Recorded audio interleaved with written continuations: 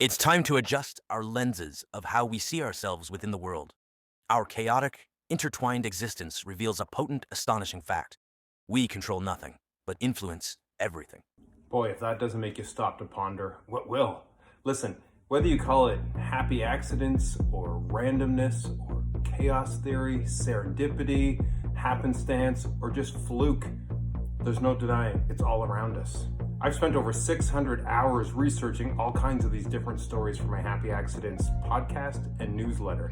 To say I'm a little bit obsessed with the topic is a bit of an understatement. If you're like me and you want to dive into this even more, a couple of books that I recommend.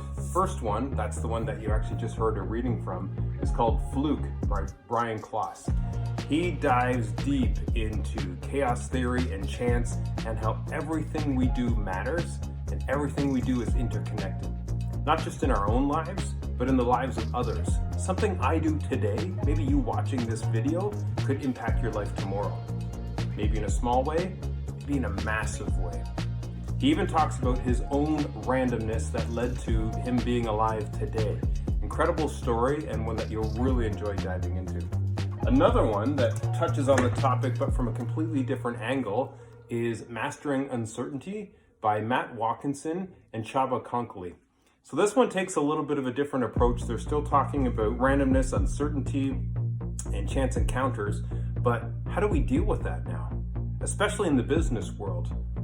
We're taught that if we just come up with a better project plan, a better strategy, if we just operationalize and have our standard operating procedures, everything will be great.